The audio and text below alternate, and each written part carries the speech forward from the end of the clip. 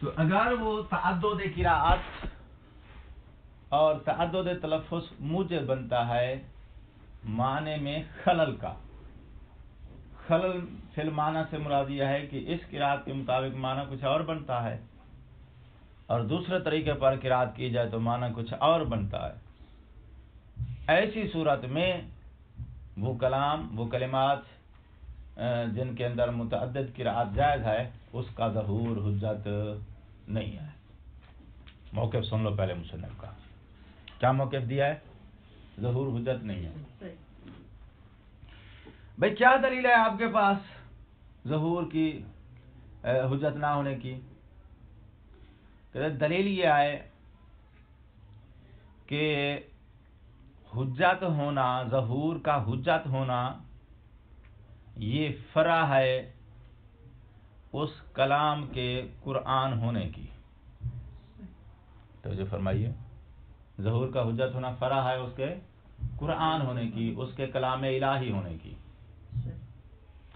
اور جب ایک کلمے کے اندر ایک سے زیادہ قراءت آپ کریں گے تو پھر آپ کو یہ اطمینان نہیں رہے گا کہ ان دو قراءت میں سے کون سی قراءت والا کلمہ قرآن ہے، کون سی قراءت والا کلمہ کلام الہی ہے. اس چیز کی تعین ختم ہو جائے گی. ٹھیک ہے؟ تو اب اطمینان نہیں رہا ہے کہ یہ والی قراءت جو ہے یہ قرآن ہے یا یہ والی قراءت جو ہے یہ قرآن ہے، کیونکہ لا محالہ قرآن ان دونوں میں سے ایک ہے، دونوں نہیں ہیں. کلام الہی، وحی الہی ان دونوں میں سے ایک ہے. اچھا، تو اب یہ اطمینان نہیں رہا ہے کہ یہ والی قراءت قرآن ہے، کلام الہی ہے، یا یہ والی قراءت جو ہے یہ کلام الہی ہے. یہ اطمینان ختم ہونے کی صورت میں آپ اس کلام کے ظاہر کو حجت نہیں کہہ سکتے، کیونکہ ظاہر کا حجت ہونا کیا ہے؟ فرع ہے. کس بات کی؟ اس کلام کے کلام الہی ہونے کی. اس کا کلام الہی ہونا جو ہے وہ مشکوک ہو گیا ہے، اطمینان نہیں رہا ہے، جس کی وجہ سے اس کا حجت ہونا مشکوک ہے. اور حجت میں شک جو ہے اس کی اصل کیا ہے؟ قطع کر لو کہ حجت. تفصیل ذہن میں آ رہی ہے اس بات کی؟ لہذا مصنف نے تعدد قراءت کے موجود ہونے کو تسلیم کیا ہے. تو جو ہے قرآن کے اندر بعض کلمات ایسے ہیں جن کے اندر تعدد قراءت کیا جا سکتا ہے، لہذا تعدد قراءت قرآن کے اندر موجود ہے، اس کے موجود ہونے کو مصنف نے تسلیم کیا ہے. اور تسلیم کرنے کی صورت میں نتیجہ کیا ہے؟ حجیت کے حوالے سے مصنف کہتا ہے کہ ان کلمات کے اندر جن کے اندر تعدد قراءت جائز ہے ان کا ظہور حجت نہیں ہے، چونکہ تعدد قراءت کی وجہ سے اس کا قرآن ہونا مشکوک ہو گیا ہے. یعنی یہ مشکوک ہونا اگر نہ بھی بولیں تو کم از کم یہ کہیں کہ یہ تعین اور تشخیص نہیں رہ گئی کہ ان دو میں سے کون سی قراءت قرآن ہے. ٹھیک ہو گئی بات؟ اچھا، تو مصنف نے اس مقام پر تعدد قراءت کو قبول کیا ہے. قبول کرنے کے بعد اس کی حجت کی نفی کا فتویٰ دیا ہے. مد مقابل پیچھے جو گزری ہے وہ تحریف ہے. تحریف اور چیز ہے. علیکم السلام ورحمۃ اللہ وبرکاتہ. تحریف کے بارے میں علماء نے کہا ہے کہ تحریف قرآن کے اندر موجود نہیں ہے، اور اگر تحریف کو قبول کر لیا جائے تو مصنف نے تحریف کو قبول کرنے کے بعد یعنی بنا بر تسلیم تنازل باب کے بحث کے توسع کے ساتھ ہے، تحریف کا اگر مثلا مبنا قبول کر لیا جائے تو مصنف نے وہاں ظہور کی حجیت کو بچایا ہے علی نحو الاحتمال، علی نحو یقین نہیں، اور علی نحو الاحتمال بچا لینا کوئی بڑی بات نہیں ہے، کیونکہ وہ ماہرین علوم اس کو دوسرے احتمال کے مقابلے میں برابر پوائنٹ دیتے ہیں، اور برابر پوائنٹ کی صورت میں اس کی کوئی قیمت نہیں ہے. ہاں جی، نظریہ سمجھ میں آ گیا ہے. تحریف اور چیز ہے، تعدد قراءت اور چیز ہے. تعدد قراءت کی صورت میں آگے جان کہہ رہے ہیں کیا یہ تحریف لازم نہیں آتا؟ تعدد قراءت کو ہم الگ چیز شمار کرتے ہیں، تحریف شمار نہیں کرتے. اس کی وجہ یہ ہے کہ تعدد قرات کی صورت میں اس طریقے پر بھی قرات کرنا جائز ہے، اس طریقے پر بھی قرات جائز کرنا ہے، چونکہ دونوں قسم کی قرات کے جواز پر روایت موجود ہے، اور روایت موجود ہونے کی بنا پہ ہم ان دونوں قرات کو تحریف نہیں کہتے۔ تحریف یہ ہوتی ہے کہ کوئی آدمی کلام الہی کے اندر اس قسم کا تغیر اور تبدل کرے کہ وہ کلام الہی ہونے سے خارج ہو جائے۔ معصوم کی طرف سے اس قرات اور اس قرات دونوں کے جواز پر روایت آنے کے بعد آپ اس کو پھر تحریف نہیں کر سکتے۔ قرات کے جواز کی بنا پہ آپ اس کو تحریف نہیں کہہ سکتے، کیونکہ تحریف جو ہے وہ حرام ہے اور قرات جو ہے وہ جائز ہے، وہ دونوں قرات جو ہے وہ جائز ہیں اور تحریف جائز نہیں ہے۔ لہذا تحریف کو آپ قرات کو دونوں کو ایک شے قرار نہیں دے سکتے، لہذا تحریف اور چیز ہے، تعدد قرات اور چیز ہے۔ جی یہ بات واضح ہو گئی؟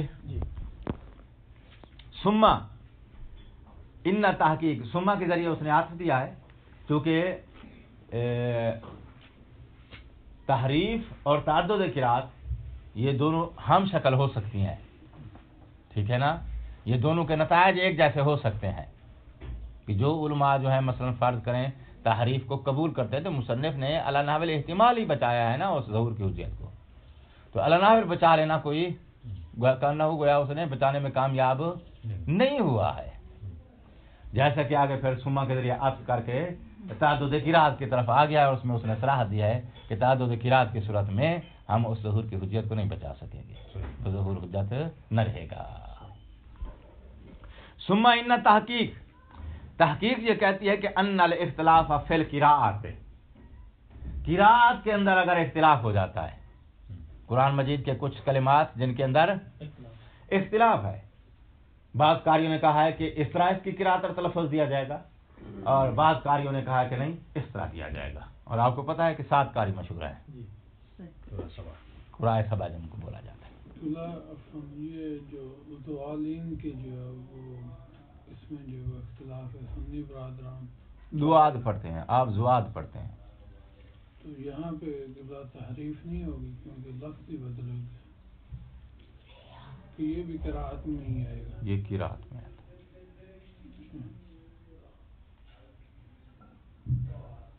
یہ قراءت کا فرق ہے، تلفظ کا فرق ہے، کچھ قاریوں نے کہا ہے کہ زواد تلفظ کرنا ہے، کچھ نے کہا ہے کہ دعاد تلفظ کرنا ہے۔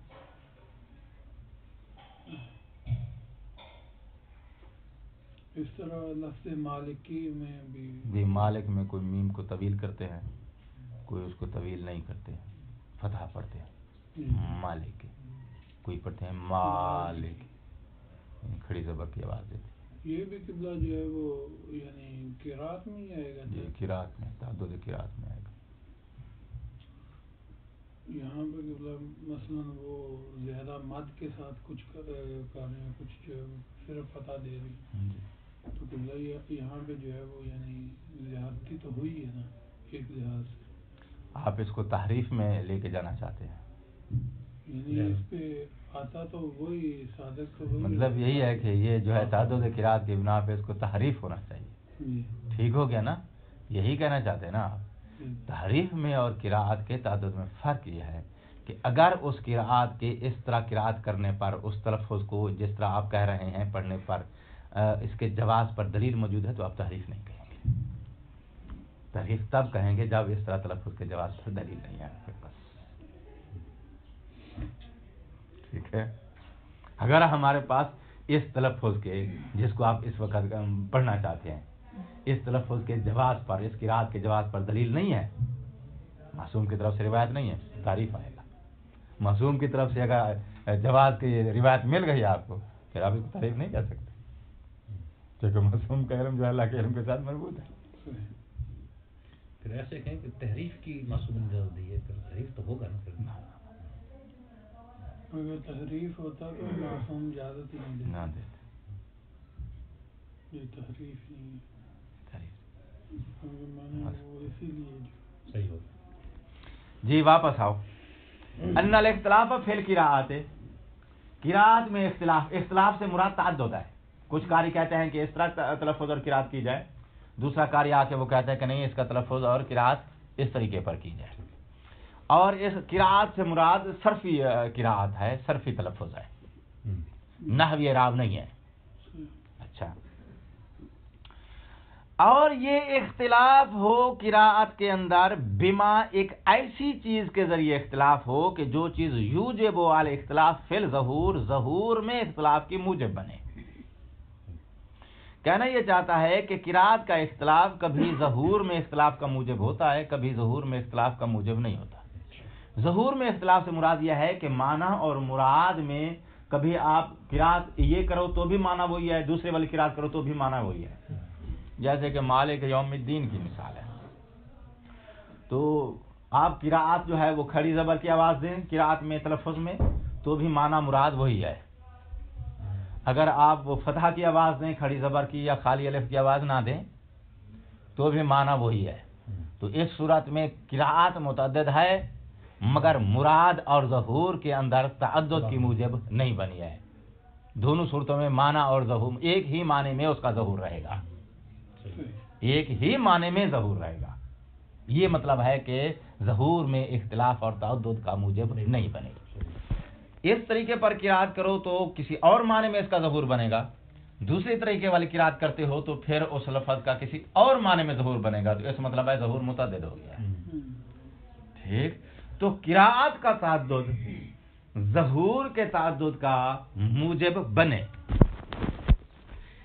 ان الاختلاف فی القراءت بما اس طریقے کا وہ اختلاف ہو کہ وہ اختلاف یوجب الاختلاف فی الظہور ہے. ظہور کے اندر تعدد، اختلاف کا ترجمہ تعدد سے کر رہا ہوں میں.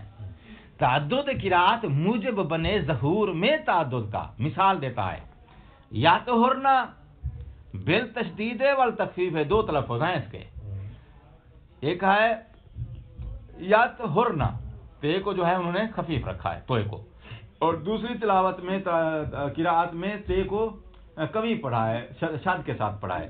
یطہرنا، یطہرنا تے پر ایک بار ایک بار تے کے اوپر انہوں نے جو ہے وہ شد پڑھا ہے توئے کے اوپر، ایک بار انہوں نے اس کو سکون کے ساتھ پڑھا ہے. ہا کی بات ہو رہی ہے. عفواً، اچھا ہا کی بات ہے. یعنی ولا تقربوهن حتى يطهرن فاذا تطهرن. تو ایک بار اس کو تطہرنا پڑھا گیا ہے. یہاں وہاں پہ جو ہے وہ پہلے سیغے کی مثال دے رہا ہے. یا طہرنا، یہ تطہرنا، دوسرا سیغہ تو تطہرنا ہے. اچھا اچھا، ایک مرتبہ ہاتھ سیدھا بنا تشدید کیا ہے، ایک مرتبہ شدید کے ساتھ. میں کہہ رہا ہوں نہیں جو مثال دی ہے وہ تطہرنا. چلو میں اس کو ذرا روک دیتا ہوں، مثال کو پہلے مثال کو سمجھ لیں. یہ آیت ہے اور اس آیت کے اندر حکم بیان ہو رہا ہے کہ حیض کا دورہ دیکھنے کے بعد، حیض کا ایام دیکھنے کے بعد بیوی شوہر کے لیے مباح ہو جاتی ہے.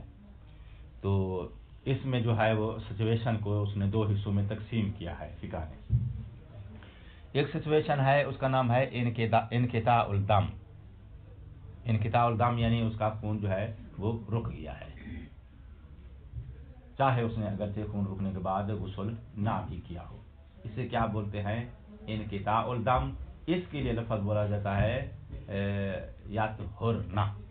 خفیف کے ساتھ جب پڑھیں گے تو پھر ترجمہ بنے گا انقطاع الدم. اور اگر شد کے ساتھ پڑھا جائے تو پھر اس کا ترجمہ انقطاع الدم نہیں ہوگا بلکہ اس کا معنی ہوگا یغتسلنا، کہ وہ خواتین کیا کریں؟ زوجات غسل کر لیں. اور مطلب یہ ہے کہ پہلے وہ غسل خون بند ہوگا، خون بند ہونے کے بعد رکنے کے بعد پھر وہ غسل کریں گی، غسل کرنے کے بعد پھر خاتون اپنے شوہر کے لیے مباح ہوگی. ٹھیک ہے. تو اگر اس کا مطلب ہے کہ اس کو آپ شاد کے ساتھ پڑھیں تو معنی بنے گا اغتسال، اور مفہوم آیت کا یہ بنے گا کہ بیوی شوہر کے لیے مباح ہے غسل کرنے کے بعد. اور اگر اس کو خفیف اور سکون کے ساتھ پڑھا جائے تو پھر اس کا مطلب بنے گا انقطاع الدم، اور آیت کا مفہوم اور مراد یہ بنے گی کہ بیوی شوہر کے لیے مباح ہو جاتی ہے خون کے بند ہونے کے بعد، چاہے اس نے ابھی غسل نہ بھی کیا ہو. ٹھیک ہے. تو اس کا مطلب یہ ہے کہ قراءات کے تعدد سے ظہور میں تعدد پیدا ہو رہا ہے. تعدد فی القراءات موجب بن رہا ہے تعدد فی الظہور کا. اس قراءت کا ظہور اور معنی میں بنتا ہے، اس قراءت کا ظہور کسی اور معنی میں بنتا ہے. تعدد قراءت موجب بن رہا ہے تعدد ظہور کا. معنی واضح ہو گیا نا. اچھا تو آپ جو ہے وہ تلفظ خود کر لینا. مثلا یطہرنا یا یطہرنا، اسی پہلے ہی حتیٰ کے بعد جو لفظ ہے آیت کے اندر اس کی بات ہو رہی ہے. ٹھیک ہے. تو اس کے اندر آپ ایک بار تشدید کے ساتھ پڑھیں گے. یعنی کیا مطلب؟ ولا تقربوہن، مردوں کو حکم آ رہا ہے کہ خواتین کے قریب نہ جائے. مطلب یہ کہ زوجات ان کے لیے مباح نہیں ہے. کب تک مباح نہیں ہے؟ یہاں تک یطہرنا، خون آنا رک جائے. اور اگر شدت کے ساتھ پڑھیں یہاں تک ان کے قریب نہ جائیں کہ وہ غسل کر لیں. یطہرنا. اچھا جی مکمل ہو گئے. تو مصنف کہتا ہے کہ ان الاختلاف، وہ اختلاف جو ظہور میں اختلاف کا موجب بنتا ہے، یہ اختلاف یوجب الاخلال بجواز التمسک، اس آیت کے ظہور کے ساتھ تمسک کرنے کا جواز میں خلل آ جائے گا، خلل کا موجب بنے گا. مطلب یہ کہ اس کے ظہور کے ساتھ تمسک کرنا جائز نہیں. ظہور کے ساتھ تمسک کرنا جائز نہیں مطلب یہ کہ اس کا ظہور حجت نہیں. ٹھیک ہے. یوجب الاخلال بجواز التمسک والاستدلال، اس آیت کے ظہور کے ساتھ آپ استدلال نہیں کر سکتے، ظہور سے تمسک نہیں کر سکتے. اس تمسک اور استدلال کا جامع نام یہ ہے کہ وہ ظہور حجت نہیں ہے. حجت ہوتا تو آپ تمسک کر سکتے، حجت ہوتا تو آپ اس سے استدلال کر سکتے. ظہور حجت نہیں ہے بھائی. کیا دلیل ہے آپ کے پاس وہ ظہور حجت نہیں ہے تعدد قراءت کی صورت میں؟ کہتا ہے دلیل یہ ہے لعدم احراز ما ہوا القرآن، ان متعدد قراءات میں سے کون سی قراءت قرآن ہے اس کا احراز اور اطمینان نہیں رہا ہے. ان دو قراءات میں سے کون سی والی قراءت ہے جو قرآن ہے، اس بات کی تشخیص اور اطمینان نہیں رہا. اور حجت ہونا جواز اور استدلال اور تمسک جو ہے وہ فرع ہے اس کے قرآن ہونے کی. قرآن ہونے کا اطمینان نہیں رہا کہ ان میں سے کون سی قراءت قرآن ہے، تو آپ تمسک نہیں کر سکیں گے، استدلال نہیں کر سکیں گے. استدلال کرنا تمسک کرنا جائز نہیں رہے گا کیونکہ یہ فرع ہے کس بات کی؟ اس کے کلام الہی ہونے کی. اور اب یہ پتہ نہیں ہے کہ ان میں سے کون سی قراءت کلام الہی ہے. تحریف کر رہے ہاں یعنی تحریف بتا رہا ہے کہ یہاں پہ تحریف ہو رہی ہے. پھر تحریف کے دل چلے گئے نا.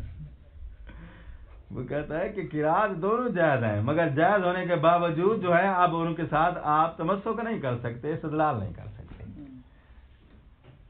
تحریف ہم بہت پیچھے چھوڑ کے آ گئے جی. تو قراءت میں تعدد پیدا ہو گیا اگرچہ وہ دونوں قراءت فی نفس سے ہی جائز ہیں چونکہ ان دونوں کے جواز پر آپ کے پاس روایت موجود ہے.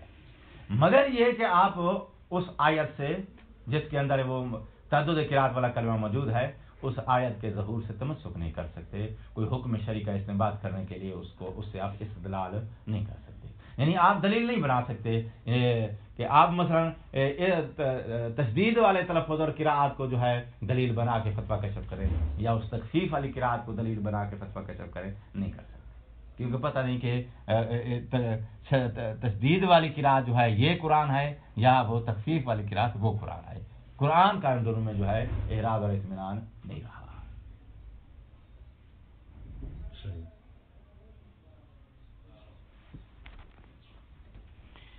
اچھا خلصنا من ھذا. اب ایک دفاع آیا ہے ان کی طرف سے جو کہتے ہیں کہ بھئی ممکن ہے تعدد قراءت کی صورت میں بھی ممکن ہے آپ استدلال کر سکتے ہیں. بھئی وہ کہتے دیکھیں آپ نے جواز الاستدلال کو فرع قرار دے دیا ہے اس کے قرآن ہونے کی. ٹھیک، قرآن ہونے کا اطمینان ہوگا تو استدلال کرنا جائز ہوگا، قرآن ہونے کا اطمینان نہیں ہوگا تو استدلال جائز نہیں ہوگا. یہی بات ہے نا جی. کہتے ہیں ہم آپ کو بتاتے ہیں کہ قرآن ہونے کا اطمینان پیدا ہو سکتا ہے. آپ نے استدلال کے جواز کی نفی کی ہے اس بنا پہ کہ اس کے قرآن ہونے کی جو ہے وہ اطمینان نہیں ہو رہا کہ ان دونوں میں سے کون سی قرات قرآن ہے. تو ہم آپ کو یہ اطمینان دلا دیتے ہیں کہ قرات جو ہے وہ قرآن ہے. تو اطمینان آنے کے بعد پھر تو استدلال جائز ہو جائے گا نا. کہتے ہیں جی بیان کریں کیسے آپ اطمینان دلا سکتے ہیں قرآن ہونے کا. کہتے ہیں قرآن ہونے کا اطمینان جو ہے وہ دو طریقوں سے آ سکتا ہے. نمبر 1، پہلا طریقہ یہ ہے کہ بھئی وہ روایات جو روایات ان دونوں قسم کی قراءت کے جواز پہ استدلال کا دلیل ہیں، اگر مان لیا جائے کہ وہ دلیل متواتر ہے. ٹھیک ہے جی. متواتر روایت کیا ہوتی ہے؟ مفید قطع ہوتی ہے. ٹھیک. جب مفید قطع ہوتی ہے تو اس کا مطلب یہ ہوگا کہ پھر یہ قرات کرو تو بھی قرآن ہے، یہ قرات کرو یہ بھی قرآن ہے، دونوں قرات قرآن ہے. تو جب دونوں قراءت کے قرآن ہونے کا اطمینان حاصل ہو جائے گا تو پھر آپ کے لیے اس کے ساتھ استدلال کرو یا اس کے ساتھ استدلال کرو، دونوں کے ساتھ استدلال جائز ہو جائے گا. ٹھیک ہو گئی بات. یہ ایک طریقہ ہے جواز الاستدلال کو ثابت کرنے کا. دوسرا طریقہ جواز الاستدلال کو ثابت کرنے کا یہ ہے کہ فرض کریں کہ وہ روایات جو ان دونوں قراءات کے جواز پر دلیل کے طور پر علماء نے بیان کی ہے، فرض کریں کہ وہ روایت متواتر نہیں ہے. ٹھیک ہے. تو اگر اس کا تواتر جو ہے وہ فرض کریں کہ تواتر ثابت نہیں ہے، تواتر ثابت نہ ہونے کی صورت میں وہ روایت کس زمرے میں چلی جائے گی؟ امارات کے زمرے میں چلی جائے گی. ٹھیک ہے نا. تو اس قراءت کے جواز پر وہ روایت دلالت کر رہی ہے. ٹھیک ہو گئی بات. تو ہم کہیں گے کہ بھئی قراءت کے جواز پہ دلالت کر رہی ہے بدلالت مطابقیت، اور پھر اس قراءت سے استدلال کے جواز پہ وہ روایت دلالت کر رہی ہے دلالت التزامیت. کیوں؟ اس لیے کہ جب اس روایت سے ثابت ہو گیا کہ یہ قراءت جائز ہے تو قراءت جائز ہونے کا لازمہ پھر یہ ہے کہ اس قراءت کے ساتھ استدلال کرنا بھی جائز ہے، ورنہ وہ قراءت لغو ہو جائے گی. صرف قراءت ہی کر رہے ہیں، اب تلفظ ہی کر رہے ہیں قرآن کا، مگر آپ اس قراءت سے جو معنی اور مفہوم حاصل ہو رہا ہے اس سے استدلال نہیں کر رہے، تو پھر وہ جواز قراءت آپ کا لغو ہو جائے گا نا، کیونکہ آپ نے اس کی افادیت کو کیا کر دیا ہے؟ اس سے الگ کر دیا. اور جواز القراءت کی افادیت کیا ہے؟ کہ آپ جو قراءت کر رہے ہیں اس قراءت کرنے سے جو معنی حاصل ہو رہا ہے اس معنی سے آپ تمسک کریں، اس معنی سے آپ استدلال کریں. اور تمسک اور استدلال کو آپ جو ہے وہ جائز قرار نہیں دے رہے، فقط قراءت کو جائز قرار دے رہے ہیں، تو وہ لغو ہو جائے گی. تو لہذا لغویہ سے بچنے کے لیے آپ جواز الاستدلال کو جواز القراءت کا لازمہ مانیں گے. جب لازمہ مانیں گے تو جواز القراءت ثابت ہو جائے گا بدلالت المطابقین، اور جواز الاستدلال ثابت ہو جائے گا اس کے دلالت التزامی کے ذریعے. تو ہم کہیں گے وہ روایات جو جواز القراءت کو ثابت کر رہی ہے وہ دلالت مطابقی کے ذریعے جواز القراءت کو ثابت کر رہی ہے، اور اسی قراءت سے استدلال کے جواز پر وہ دلالت التزامی کے ذریعے دلالت رکھتی ہے. تو اس طریقے سے پھر ہم جواز الاستدلال ثابت کریں گے. اور جواز الاستدلال ثابت کرنے کا مطلب یہ ہے کہ وہ قراءت تمہارے لیے اس کا ظہور حجت ہے. ٹھیک ہے جی. مصنف کہتا ہے تمہارا یہ دفاع یا تمہاری یہ مداخلت کار آمد نہیں ہے، تام نہیں ہے. کیوں؟ کہتا ہے پہلی تمہاری شک جو ہے اس دفاع کی وہ اس لیے تام نہیں ہے کیونکہ وہ روایات جن روایات کے ذریعے تعدد قراءت ثابت کیا گیا ان میں سے کوئی روایت بھی متواتر نہیں ہے، ساری امارات میں ہے. ٹھیک ہے جی. تمہارا پہلا دفاع جو ہے یا دفاع کا پہلا آپشن یوں رد ہو گیا، ان کا تواتر ثابت نہیں ہے. باقی رہ گئی دوسری بات کہ آپ التزامی دلالت کے ذریعے جواز اور استعمال ثابت کریں. کہتا ہے یہ جواز اور استدلال جواز القراءت کو لازم ہی نہیں ہے. دلالت الزامی کے ذریعے اس کو تب ثابت کریں گے جب یہ اس کا لازم ہو. یہ اس کا لازم ہی نہیں ہے. بھئی کیسے اس کا لازم نہیں ہے؟ کہتے ہیں سنیں، جو آیت منسوخ ہوتی ہے اس کی قراءت جائز ہوتی ہے یا نہیں ہوتی؟ مگر استدلال لازم تو وہ ہوتا ہے جو کبھی ملزوم سے الگ نہیں ہوتا، تو وہاں قراءت جائز ہے مگر استدلال جائز نہیں ہے. اگر یہ جواز استدلال اس کا لازمہ ہے تو لازم تو کبھی بھی اسے جدا نہیں ہوتا، جب جدا نہیں ہوتا تو لازم ہر مقام پہ لازم ہوتا ہے یا بعض مقامات پہ لازم ہوتا ہے؟ تو اس کا مطلب غیر منسوخ سے بھی آپ جو ہے وہ استدلال کر سکتے ہیں، کیونکہ یہ لازم ہے جواز القراءت کا، اس کی قراءت جائز ہے۔ منسوخ آیات کو ثواب کی خاطر تلاوت کرنا پڑنا جائز ہے یا نہیں ہے؟ جواز الاستدلال جواز القراءت کا لازم ہی ہے۔ اس کو دلالت التزامی کے ذریعے تب ثابت کریں گے جب یہ پہلے ثابت کریں کہ یہ اس کا لازم ہے، لازم ہی ہے۔ لہذا تمہارا دفاع دونوں ہر دو جہت سے تام نہیں ہے۔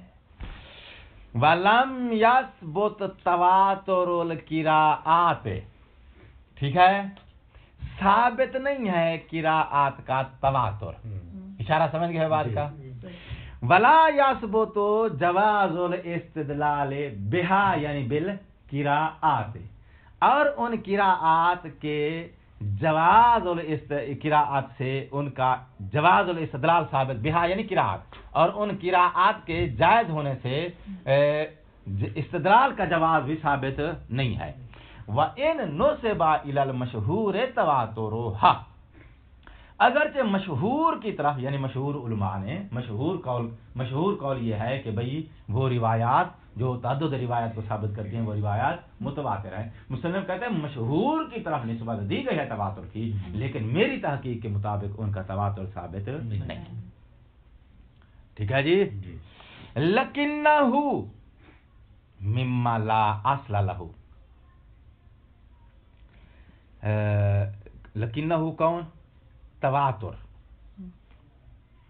ٹھیک ہے، لکنہ لیکن یہ تواتر جو ہے اگرچہ مشہور ہے، مشہور کی طرف نسبت دی گئی ہے تواتر کی، لیکنہ لیکن یہ تواتر مما ان امور میں سے ہے لا اصل لہ یعنی لا دلیل علیہ، تواتر کے اوپر کوئی دلیل نہیں ہے، یعنی تواتر ثابت کرنے کے لیے ہمارے پاس کوئی قاعدہ قانون نہیں ہے جس سے ثابت کریں کہ یہ متواتر ہے۔ لا اصلہ کا اشارہ سے لا دلیلہ کی طرف یہ ہے علماء نے، تواتر پر ہمارے پاس کوئی دلیل نہیں ہے۔ وَإِنَّمَا الثَّابِتُ جَوَازُ الْقِرَاءَةِ بِهَا، زیادہ سے زیادہ ان روایات کے ذریعے جو چیز ثابت ہو رہی ہے وہ یہ ہو رہی ہے کہ آپ جواز القراءۃ بہا یعنی ان روایات کے ذریعے اس قراءت کا جواز ثابت ہو رہا ہے، بس قراءت کا جواز ثابت ہو رہا ہے، جواز سے زیادہ تواتر ثابت ہونا یہ چیز ثابت نہیں ہو رہی، ٹھیک ہے نا؟ یہ ایک شک ہو گئی۔ ولا ملازمت بینہما، اور ان دونوں کے درمیان ملازمت نہیں ہے، کن دونوں کے درمیان؟ جواز القراءت یعنی روایات سے ثابت ہو رہا ہے فقط جواز القراءت، نہ کہ تواتر القراءت، روایات سے قراءت کا تواتر ثابت نہیں ہوتا، فقط کیا ثابت ہوتا ہے؟ جواز الاستدلال۔ تو یہاں سے پہلی شک ختم ہو گئی جو کہتی ہے تواتر ثابت ہے۔ اب جواز قراءت ثابت ہونے کے بعد پھر اگلی شک کو رفع کرنے کے لیے کہتے ہیں ولا ملازمت بینہما، جواز القراءت تو ثابت ہے مگر اس کو جواز الاستدلال لازم نہیں ہے، کما لا یکفا، تو اس لا ملازمت کے ذریعے اس نے پھر دفاع کے دوسرے آپشن کو رد کر دیا۔ خلصنا من ھذا، مصنف کہتا ہے اگر تنازل کرتے ہوئے ان مشہور علماء کے قول کو مان لیا جائے، میرا مبنا یہ ہے کہ تواتر ثابت نہیں، اگر تنازل کرتے ہوئے مشہور کے مبنے کو مان لیا جائے، کیا مان لیا جائے؟ تواتر ثابت ہے، ٹھیک ہے جی؟ تو تواتر ثابت ہونے کی صورت میں کیا ہو جائے گا؟ دونوں قراءت قرآن ہو جائیں گی، دونوں قراءت کے قرآن ہونے کا یقین ہو جائے گا، ٹھیک ہے نا؟ مصنف کہتا ہے جی بالکل میں یہاں تک تنازل کرتے ہوئے تمہارے ساتھ ہوں، لیکن اگلی بات ذہن رکھیں، جب دونوں قراءت کا قرآن ہونا ثابت ہو جائے گا تو ان دونوں قراءت کے درمیان تعارض ہو جائے گا، جیسا کہ دو روایتوں کے درمیان تعارض ہو جائے گا، یہ قراءت کہے گی میرے سے استدلال کرو، میرے سے تمسک کرو، میرے ظہور کو حجت مانو، دوسری کہتے نہیں نہیں میرے کے ظہور سے تمسک کیا جائے، میرے ظہور سے استدلال کیا جائے۔ تو اب کس کے، کیونکہ اگر تخفیف والی سے کرتے ہیں، تخفیف والی کہتی ہے کہ انقطاع دم کے بعد خاتون شوہر کے لیے مباح، تشدید والی کہتے ہیں نہیں نہیں نہیں انقطاع دم کے فوراً بعد نہیں، رکے ابھی غسل کرے، غسل کرنے کے بعد مباح ہو گئے۔ تو اگر اس سے استدلال کرتے ہیں تو اس کے ظہور کے بطلان لازم آتا ہے، اس کے ظہور سے تمسک کرتے ہیں تو اس قرات کا ظہور کا بطلان لازم آتا ہے. تعارض ہو گیا دونوں کے درمیان ہی نہیں ہو گیا. چونکہ ہر قرات کا ظہور دوسری قرات کے ظہور کے ساتھ کیا کر رہا ہے؟ تعارض. جب اس کا ظہور دوسرے ظہور کے ساتھ تعارض کر رہا ہے تو قراتین کے درمیان کیا ہو جائے گا؟ تعارض. یہ قرات کہتی ہے کہ مجھے تنفیذ کیا جائے، میرے ظہور سے تمسک کیا جائے. دوسری روایت کا بھی سیم مطالبہ ہے. دونوں قرات کے درمیان ہو جائے گا تعارض. اور جب تعارض ہو گیا تو تعارض کے بعد اب کیا کرنا ہے؟ یہاں اب تمہارے پاس دو آپشن ہے. توجہ ہے. وہ دونوں آپشن ہم نے کہاں سے لیے ہیں؟ کہتا ہے تعارض روایتین سے لیا ہے. ہم موضوع ہمارا کیا ہے؟ تعارض قراءتین، تعارض روایتین نہیں. جبکہ ہمارے پاس ایک مستقل باب ہے، وہ کس کا ہے؟ تعارض روایتین کا. جب ایک روایت دوسری روایت کے ساتھ کیا کر جائے؟ تعارض کر جائے. ٹھیک. تو تعارض کے مقام پر علماء نے وہاں تعارض کو ختم کرنے کے لیے دو قسم کے فارمولے استعمال کیے ہیں. اب وہ دو قسم کے فارمولے سن لو. کہاں پہ ہیں وہ؟ تعارض روایتین کے مقام پہ. ان دونوں کو ہم نے ادھر اپلائی کرنا ہے، اس کے بعد نتیجہ دینا ہے روایتین کے تعارض کا. کیا نتیجہ نکلتا ہے؟ استدلال اور حجت ثابت ہوتی ہے یا نہیں ہوتی. نقطہ وہی ہے، استدلال کا جواز اور حجت کا ثابت ہونا. اچھا، تو اب تھوڑا سا جو ہے وہ تعارض روایتان والا منظر جو ہے وہ ذہن میں لے آؤ. علماء نے وہاں روایتان کے درمیان تعارض کا حل کرنے کے لیے جو ہے وہ دو فارمولے دیے ہیں. ایک فارمولے کا نام ہے الروایات العلاجیہ. کیا نام ہے جی؟ روایات علاجیہ. یہ کیا چیز ہے؟ اس کا تعارف سنو. کچھ روایات معصوم کی طرف سے وارد ہوئی ہیں. راوی نے پوچھا کہ مولا اگر ایک روایت دوسری روایت سے ٹکرا جائے تو ایسی صورت میں کیا کرنا چاہیے؟ تو مولا نے وہاں پر جو ہے ان دونوں کے درمیان تعارض کو ختم کرنے کے لیے کچھ روایات کی خوبیاں بیان کی ہیں. تقریباً علماء نے 5 خوبیاں گنی ہیں. مولا نے فرمایا کہ دیکھا جائے کہ ان دونوں میں سے بیان کرنے والا راوی جو ہے کس کا زیادہ عادل ہے. جس کا راوی زیادہ عادل ہے وہ روایت لے لو. دوسری جو ہے وہ ٹکرانے والی، جس کا راوی جو ہے وہ عادل کم ہے اس کو چھوڑ دیا، یعنی عدالت راوی کی. تو راوی نے کہا مولا اگر وہ بھی دونوں عدالت میں برابر ہوں تو پھر کیا کریں گے؟ مولا نے فرمایا پھر دیکھا جائے ان میں سے جو ہے وہ زیادہ مشہور کون سی ہے. جو زیادہ جو ہے وہ مشہور ہے وہ لے لی جائے، جو کم مشہور ہے اس کو. راوی نے پھر سوال اٹھا دیا مولا اگر دونوں جو ہے شہرت میں برابر ہوں تو پھر کیا کیا جائے؟ تو پھر مولا نے فرمایا کہ دیکھا جائے کہ ان دونوں میں سے کون قرآن کے موافق ہے، کون قرآن کے مخالف ہے. جو موافق ہے وہ لے لی جائے، جو مخالف ہے وہ چھوڑ دی جائے. وہاں کذا مولا نے وہاں تقریباً کچھ 4-5 خوبیاں بیان کی ہیں جن کی بنیاد پہ ایک کو دوسری پہ آپ ترجیح دیں گے. جس کے اندر وہ خوبی ہوگی وہ روایات دوسری کے جس کے ساتھ عرض ہو گیا ہے اس پہ یہ ترجیح آ جائے گی. ترجیح پانے کی بنیاد پہ اس کو لے لیا جائے گا، اس کو چھوڑ دیا جائے گا. ٹھیک ہے جی. اس پہلے فارمولے کو کیا بولتے ہیں؟ اخبار علاجیہ. اخبار علاجیہ سے آپ نکل جائیں گے اس وقت جب دونوں روایات خوبیوں میں برابر ہیں یا دونوں روایات خوبیوں سے محروم ہیں. ٹھیک ہے. اس کی خوبی اس کی خوبی کے برابر چلی گئی ہے. برابر چلے جانے کی صورت میں تمہارے پاس ترجیح حاصل نہیں ہوتی. یا یہ بھی خوبی سے محروم ہے، یہ بھی خوبی سے محروم ہے، تو بھی وہ دونوں کیا رہ جائیں گی؟ ان کا تعارض باقی رہ جائے گا. ٹھیک ہے نا. اچھا، تو پہلا ہمارے پاس فارمولہ ہے، اس کا نام ہے اخبار علاجیہ. اگر اخبار علاجیہ کے ذریعے آپ کسی ایک روایت کی دوسری کے اوپر ترجیح ثابت کر لیتے ہیں تو فابہہ. اور اگر ترجیح ثابت نہیں ہوتی، ترجیح ثابت نہ ہونے کا مطلب یہ ہے کہ اخبار علاجیہ سے اس تعارض کا علاج نہیں ملا. ان کو علاج اس لیے کہتے ہیں چونکہ وہ تعارض کا علاج دیتی ہیں. تو اس کا مطلب ہے اخبار علاجیہ سے تمہارے مریض کو شفا نہیں ملی، تعارض کا ختم نہیں ہوا. نہ ہونے کی صورت میں آپ دوسرا فارمولہ جو ہے اس کو اپلائی کریں گے. دوسرا فارمولہ جو ہے وہ ذرا سن لیجئے. تو دوسرا فارمولہ جو ہے وہ یہ ہے، جو علماء کہتے ہیں کہ وہ اخبار جن کے درمیان تعارض ہوا ہے وہ ہیں حجت علی نحو الطریقیات. یاد ہے؟ ٹھیک. جو ان کو حجت مانتے ہیں علی نحو الطریقیات وہ ان دونوں کے درمیان تساقط جاری کرتے ہیں. دونوں ساقط ہیں. دونوں ساقط سے مطلب کیا ہے؟ نہ آپ اس روایت سے استدلال کر سکتے ہیں نہ اس سے.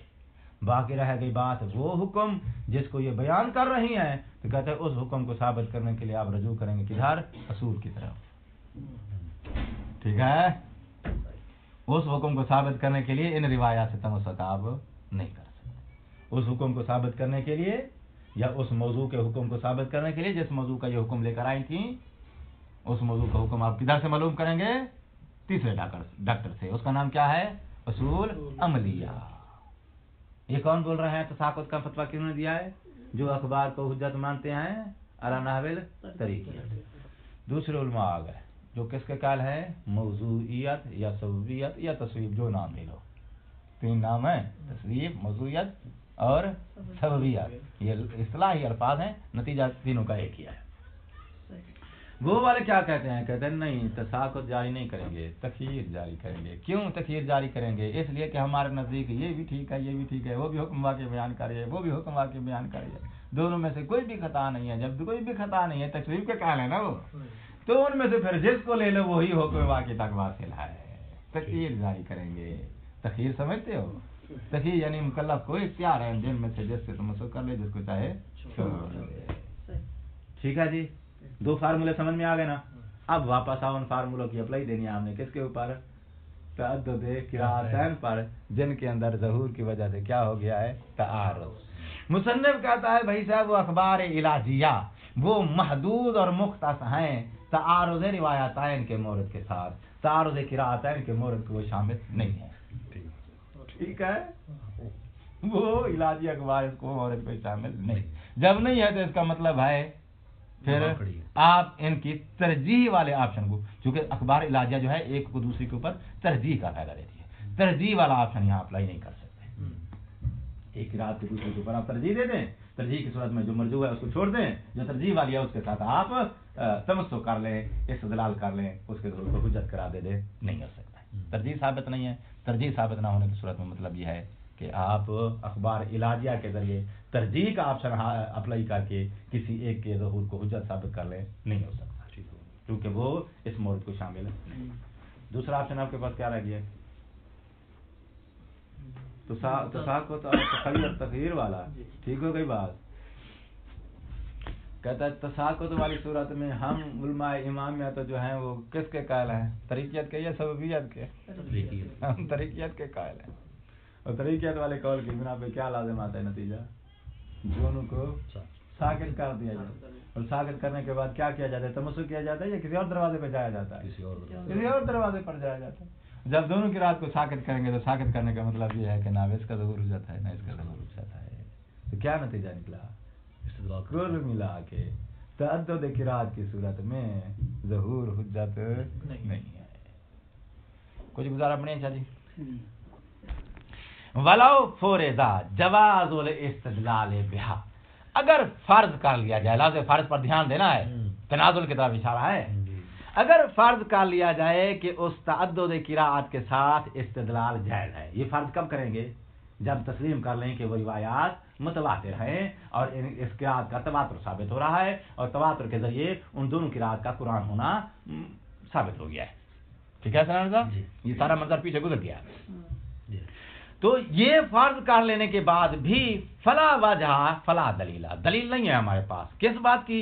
لے ملاحظات ترجیح ہے بینہا یا بینہما، بینہا اس لیے بولا ہے کہ ہو سکتا ہے دو سے زیادہ قراءت بھی ہو سکتی ہے، وہ جو ایک سے زیادہ قراءت ہیں ان میں سے کسی ایک قراءت کو دوسری کے اوپر ترجیح دیں، ترجیح دینے کے لیے ہمارے پاس فلا وجہ دلیل نہیں ہے۔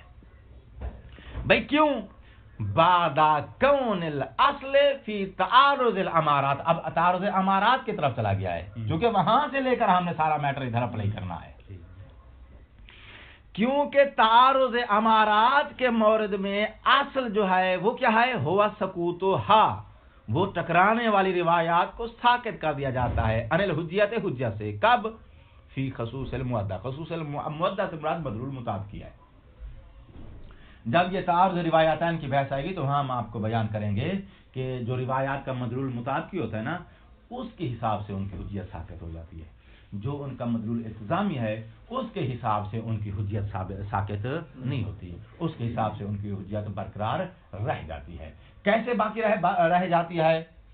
یہ تفصیل وہاں اس باب میں آئے گی جب تعارض روایتین کی بحث آئے. ٹھیک ہے. یعنی جو علماء وہاں تساقط جاری کرتے ہیں وہ مدلول مطابقی کے حساب سے اس کا تساقط جاری کرتے ہیں کہ اس کے حساب سے وہ دونوں حجت نہیں ہیں. اس لیے مصنف نے لفظ مؤدہ بولا ہے. مؤدہ کیوں بولا ہے؟ کیونکہ تعارض ہوتا ہی امارات کے درمیان ہے، متواترات کے درمیان تعارض ہوتا ہی نہیں، یقینی ادلہ کے درمیان تعارض ہوتا ہی نہیں، اور جو امارات ہیں ان کے مدلول کو مدعا کہا جاتا ہے. متوجہ ہو گئے ان ساری بریکیوں کی طرف؟ جی. ہوا سکوتها، ان متعارض روایات کو ساکت کر دیا جاتا ہے عن الحجیت، حجت سے، فی خصوص المودع، فقط ان کے مدلول مطابقی کے لحاظ سے. کب؟ بناء علی اعتبارها، اگر بنا رکھی جائے علی اعتبارها یعنی علی حجیتها، ان روایات کی حجیت من باب طریقیت ہے، یہ مبنا اگر رکھا جائے تو اس وقت سکوت کا فیصلہ دیا جاتا ہے. والتخیر بینہا، اور متعارضین کے درمیان تخیر کا فیصلہ دیا جاتا ہے بناء علی السببیت، اگر آپ سببیت والے مبنی کے کہلائیں، یعنی ان کو آپ حجت مانتے ہیں علی نحو السببیت، علی نحو الموضوعیت، جس کو آپ تسویق کہتے ہیں.